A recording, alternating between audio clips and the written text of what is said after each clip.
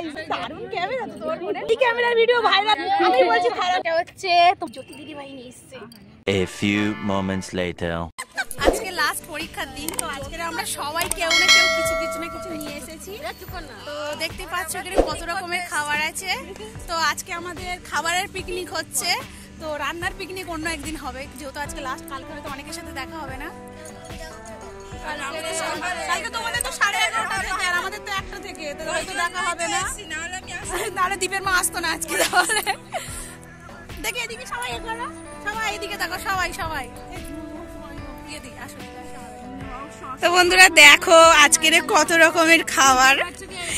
একটা কেক, এইটা মোয়া, চুরি বাজু, চিপস, বাদাম, আলু চিপস। আজকের আমাদের লাস্ট পরীক্ষার দিন, লাস্ট। তো বন্ধুরা আজকের লাস্ট ডে। তোমরা তো দেখলে তো এতক্ষণ যে আমরা কি নিয়ে এসেছি বন্ধুদের সবাইকে তোমাদেরকে দেখালাম। তার মধ্যে আজকে 2জন আসেনি এখনো, তার মধ্যে একজন আসবে না, ওর নাম হচ্ছে সুচিত্রা, আর মমতা ও 12টার দিকে আসবে। তো আমরা এখন খাওয়া শুরু করবো। তোমরা চাপা দিয়ে দিয়েছে, লোকজন দেখছে আর খারাপ বলছে আমরা খাবার গুলো এত সুন্দর করে সাজিয়ে রেখে দিয়েছি, অথচ খাচ্ছি না। পূজা তুমি কিছু বলবে? মজা করেছি আজকে লাস্ট দিন, জোরে বলো, ওর খুব কষ্ট লাগছে। এটা হাসছে, শর্মা হাসছে, রাখি, হ্যাঁ রাখি ফটো দেখছে, মুনমুন্দিও হাসছে, এরা সব হাসছে। কারণ কাল থেকে আমাদের আর এরকম আড্ডা মারা হবে না।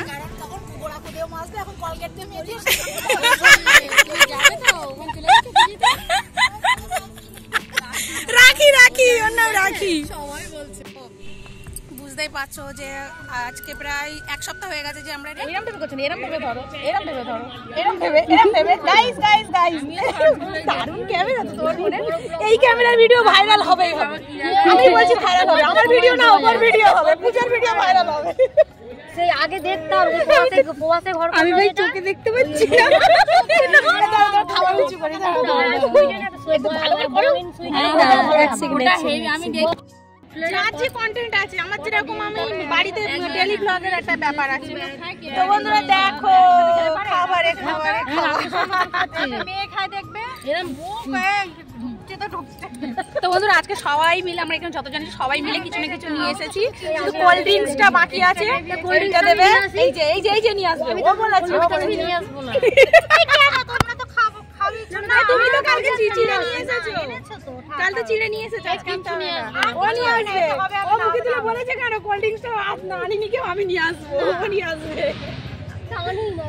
তো কিছু নেই ওখানে, কোল্ড ড্রিঙ্কস। তো বন্ধুরা এখন খাওয়া স্টার্ট হবে। কে কত তাড়াতাড়ি ফিনিশ করতে পারে খাওয়াটা সেইটা দেখবো, ঠিক আছে? সবার হাতে সমান খাবার দেওয়া হবে, কে আগে খেতে পারে, কার গালে কতটা ধরে দেখবো। চলো কোনো কিছু অন্য কিছু ঠিক আছে। তো ওদের কিছু নিয়ে এইটা কে এনেছে জানো? সুপর্ণা দিদি ভাই নিয়ে এসছে। আর এইটা হচ্ছে তোমাদের এই জ্যোতি দিদি ভাই নিয়ে এসছে। আর এই দুটো নিয়ে এসেছে আমাদের রাখি দিদি ভাই। আর এই দুটো নিয়ে এসেছে আমার মুনমুন দিদি ভাই। আর এই দুটো নিয়ে এসেছে আমাদের পূজা দিদি ভাই, যে এখন ফোন ধরে আছে, ক্যামেরাম্যান। আর এটাও এনেছে আমাদের মুনমুন দিদি ভাই।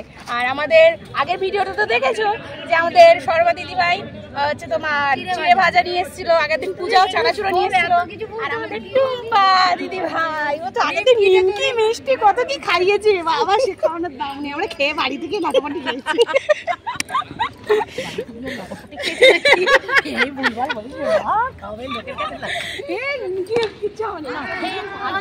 এই একবার তাকাও,